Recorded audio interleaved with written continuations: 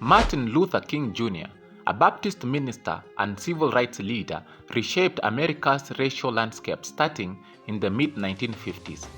As head of the Southern Christian Leadership Conference, he championed nonviolent resistance and delivered electrifying speeches that fueled the fight against racial injustice.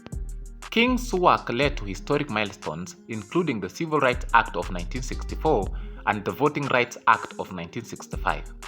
Honored with the Nobel Peace Prize in 1964, he remains one of history's most inspirational figures. Tragically, King was assassinated on April 4, 1968 by James Earl Ray, leaving an enduring legacy at just 39 years old. Martin Luther King Jr. was born on January 15, 1929 in Atlanta, Georgia, as Michael Luther King Jr., named after his father. His father later adopted the name Martin Luther King Sr., inspired by the German reformer, and young Michael followed suit. His mother, Alberta Williams King, came from a family rooted in rural Georgia. Alberta's father, Williams, was a rural pastor who in 1893 transformed Ebenezer Baptist Church in Atlanta into a thriving congregation. Williams married Jenny Celeste Parks, and they had one surviving child, Alberta, who later married Martin Sr.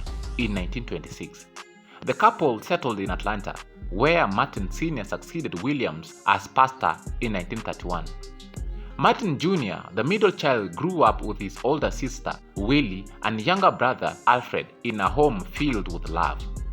Martin Sr. was a firm disciplinarian, balanced by Alberta's nurturing nature. Despite their efforts, the King children were not fully shielded from racism. Martin Sr. actively opposed racial injustice, seeing it as an affront to God and discouraging any sense of superiority in his children, values that shaped Martin Jr.'s beliefs. King's childhood was not without hardship. Baptized in May 1936, he faced a devastating loss in 1941 when his grandmother, Jenny, died of a heart attack. Distraught, 12-year-old Martin, who had been attending a parade against his parents' wishes, attempted to jump from the second floor of their home in despair. Martin Luther King Jr. started school in Atlanta at age 5 and later attended Booker T. Washington High School. A gifted student, he skipped both 9th and 11th grades and entered Morehouse College at just 15 in 1944. While popular among his peers, King initially lacked motivation and coasted through his early college years.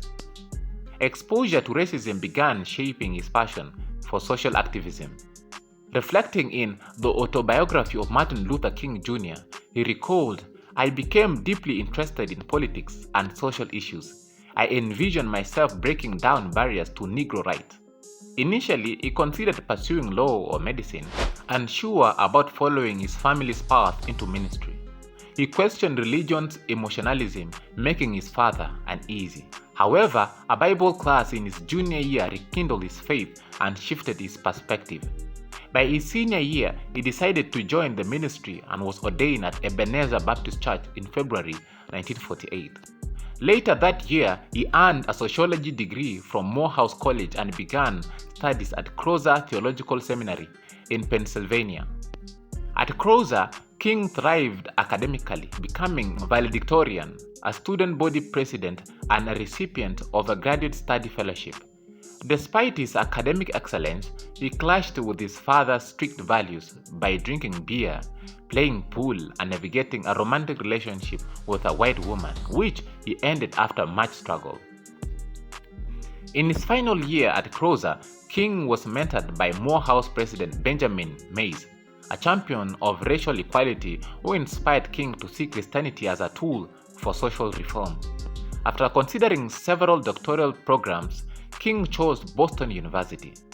While still writing his dissertation, he became pastor of Dexter Avenue Baptist Church in Montgomery, Alabama, in 1954. At 25, King completed his doctorate in 1955. Years later, scholars discovered that portions of King's dissertation included an attributed text from another student's work. While Boston University acknowledged the plagiarism, it decided not to revoke his degree, citing his broader contribution to academia and society. At Morehouse, Martin Luther King Jr. first encountered the idea of nonviolent resistance through Henry David Thoreau's On Civil Disobedience. Later, his research into Mahatma Gandhi revealed the true potential of peaceful protest. Inspired by Gandhi's teachings, King's associate Bayard Rustin encouraged him to fully embrace nonviolence. Initially, King saw Jesus' teachings on peace as personal, not suited for large-scale change. But as he explained in his autobiography, Gandhi showed him that love and nonviolence could transform entire societies. From this, King developed 6 principles of nonviolence. Number 1, nonviolence requires courage. Number 2, it seeks understanding and friendship. Number 3, its goal is to defeat injustice, not people.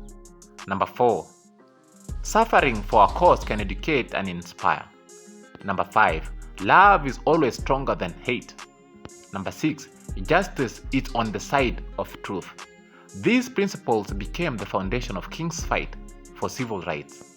Martin Luther King Jr. first rose to prominence during the Montgomery bus boycott, a 381-day protest that desegregated public transit in Alabama and became a defining moment in the civil rights movement. It began on December 1, 1955, when Rosa Parks refused to give up her seats to a white passenger on a segregated bus. Parks was arrested, sparking outrage within the black community.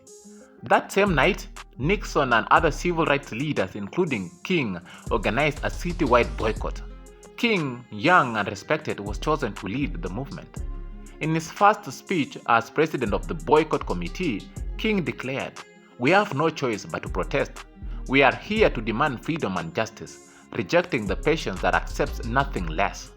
The boycott started on December 5, 1955. For over a year, Montgomery's black residents walked to work, carpooled, and endured violence and intimidation. Both King's and Nixon's homes were bombed, but the community remained steadfast. Alongside the protest, activists challenged bus segregation in court. By November 13, 1956, the Supreme Court ruled Alabama's bus segregation laws unconstitutional, marking a monumental victory for the movement and solidifying King as a leader in the fight for equality. Martin Luther met Coretta in Boston while earning his doctorate at Boston University. She was an aspiring singer studying at the New England Conservatory. The two married on June 18, 1953, and over the next decade welcomed 4 children: Yolanda in 1955, Martin III in 1957, Dexter in 1961, and Bernice in 1963. Coretta was more than a wife and mother.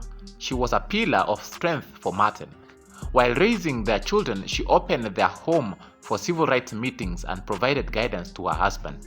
Martin later wrote, "Without Coretta's strength and calm, I couldn't have endured the challenges of the movement." Despite his frequent travels, Martin made time for his family. Martin III recalled his father joining yard games or taking them to YMCA to swim. Mealtimes were filled with meaningful discussions where Martin ensured his children understood the issues he was fighting for. Though he avoided the trappings of wealth, living solely on his pastor's salary, Martin wasn't without indulgences. He appreciated good suits and fine dining, balancing his serious public image with a sharp sense of humor that shone around the family and friends. Between 1965 and 1967, Martin Luther King Jr. explained his civil rights work to major cities like Chicago and Los Angeles. However, his nonviolent approach faced criticism from younger black leaders who saw it as ineffective. To counter this, King connected racial inequality to poverty and spoke out against Vietnam War, calling it unjust and harmful to the poor. King worked to unite a multiracial coalition for economic justice, launching the Poor People's Campaign to push for better living and working conditions. Plans were underway for another march on Washington. That spring, King joined Memphis sanitation workers in their fight for fair treatment. On April 3rd, he gave his final speech, "I have been to the mountaintop," telling supporters, "I am not worried about anything. I am not fearing any man. Mine eyes have seen the glory of the coming of the Lord." In 1958, King survived an assassination attempt when a mentally ill woman stabbed him during a book signing in New York. A decade later, on April 4, 1968, he wasn't as fortunate. Standing on the balcony of the Lorraine Motel in Memphis, King was fatally shot by a sniper's bullet. He was just 39 years old. James Earl Ray, a drifter and ex-convict, was arrested after a 2-month manhunt and sentenced to 99 years in prison for King's murder. Ray later recanted his confession, and conspiracy theories swirled, but a 2000 Justice Department report dismissed these claims. King's assassination shook the nation, sparkling riots in over 100 cities, yet his legacy endured. Honored with a national holiday, countless schools, and a Washington, D.C. memorial, King remains one of the most influential figures in the United States history. Decades of research reveal King as a visionary yet flawed leader, deeply committed to justice through nonviolence, though not always in control of the movement he inspired. His unwavering belief in equality changed the course of history. Here are some of the amazing quotes by Martin Luther King Jr. Number 1. We are here tonight to be saved from patience with anything less than freedom and justice. Number 2. There comes a time when the cup of endurance overflows and men refuse to be plunged into the abyss of injustice. Number 3. Any law that uplifts human dignity is just. Any law that degrades it is unjust. Number 4. Revolt will shake this nation's foundation until justice emerges. Number 5. Let us not quench our thirst for freedom with bitterness and hatred. Number 6. Darkness cannot drive out darkness, only light can. Hate cannot drive out hate, only love can.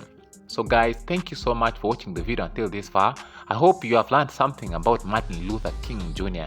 And if you would like to see more content about Africans who cemented their legacy in the history of the world, please don't forget to hit the subscribe button and also give this video a like. Thank you so much, and I'll see you in the next one. Bye bye.